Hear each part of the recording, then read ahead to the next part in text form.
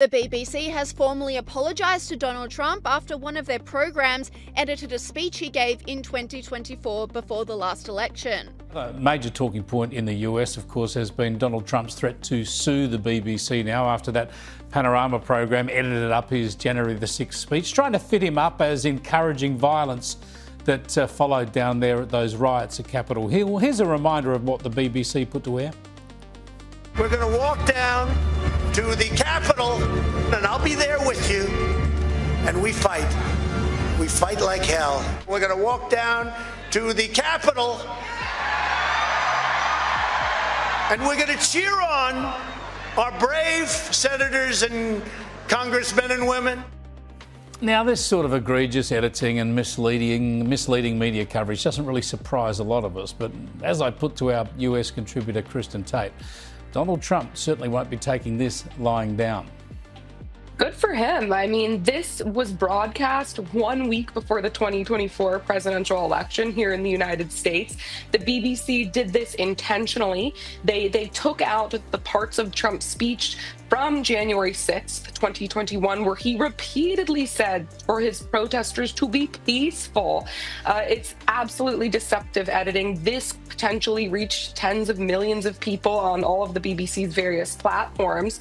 And they are right to be called out by Trump. Some higher ups at the BBC have already stepped down over this controversy. And look, you know, Chris, it's okay to have an opinion. That's fine. It happens all the time on TV. What's not okay is to disguise an opinion as hard news. You know what that is? That is actually trying to interfere with an election, which is exactly what this was. And good on Trump for calling them out. I hope they pay up. Trump was furious with the edit and threatened to sue the BBC for over $1 billion. Are you going ahead and suing the BBC? Well, I guess I have to. You know, why not? Because they defrauded the public, and they've admitted it, and their top echelon.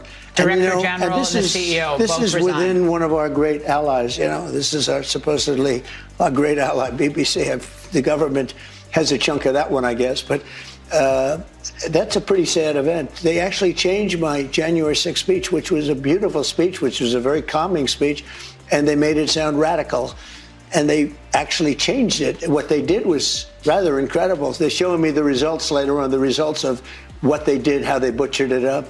But it was very dishonest, and the head man quit, and a lot of the other people quit. The BBC went into meltdown and then desperately apologised to Trump. This all started with the Panorama edit.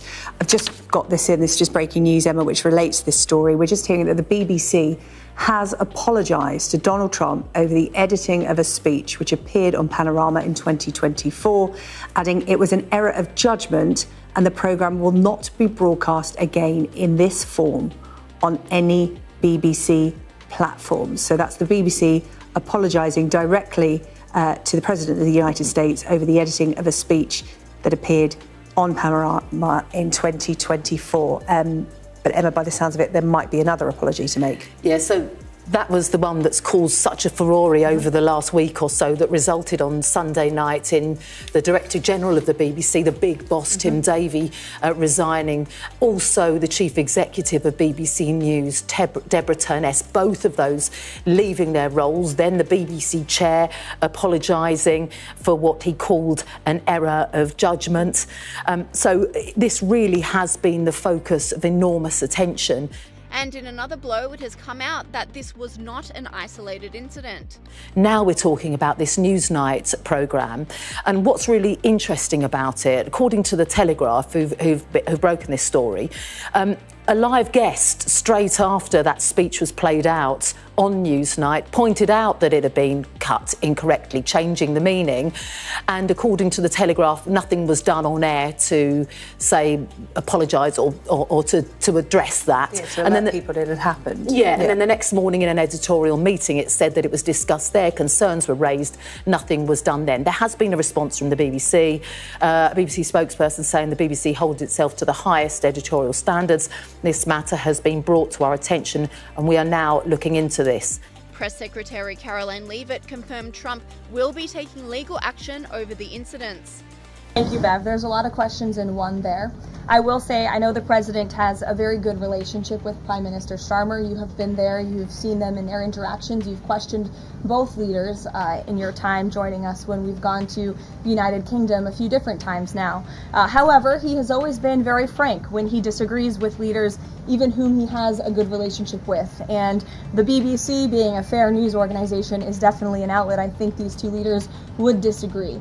The president has made it very clear that this is a leftist propaganda machine that is unfortunately subsidized by British taxpayers, and he thinks that's extremely unfortunate for the great people of the United Kingdom and Great Britain. And I think that the president was deeply concerned by the editing, the purposeful and dishonest editing of his speech that was so clearly fake news, and he rightfully dubbed that term many years ago, and this is a classic example of that. We see it in the United States all the time. We see it now in the United Kingdom. As you know, the president's external legal counsel has filed a lawsuit against the BBC. We expect that to continue, and whether they apologize or not is up to them. Thanks for being here, Bev.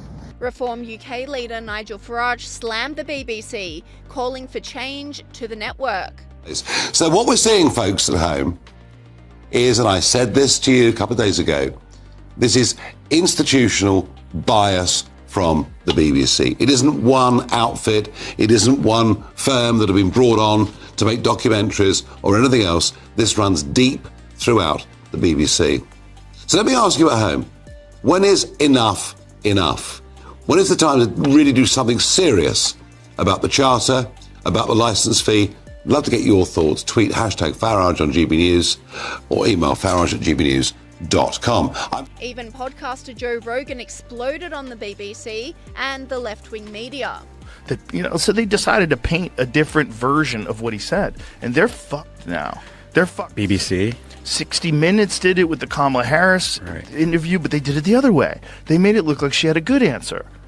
Which is like, it's so crazy. Like, you guys are supposed to be the news. Right. You're not supposed to be the propaganda arm of whatever party you support. This is nuts. This is fucking nuts. And BBC is always like the one you quote when you want to seem smart. I was watching this thing on the BBC. Oh, yeah. Dude, you watch the BBC? You must be fucking smart. And it seems the BBC wasn't the only media company to edit Trump's speech, which could lead to far-reaching consequences for these publications on a global scale. Well, it turns out that now it's actually not just the BBC, right? So Libs of TikTok reported that actually a Swedish company called SVT also edited the speech, as well as an Aussie company called ABC. So not the same as ABC in the United States, but an Australian company. So now we're going to see how many other businesses actually took part in this mass misinformation campaign, truly, because it led to so much lawfare. I don't think President Trump's just going to let it go. Well, certainly the latest statements, it literally says we are not going to let this go. So, I mean, you know what's going to happen there.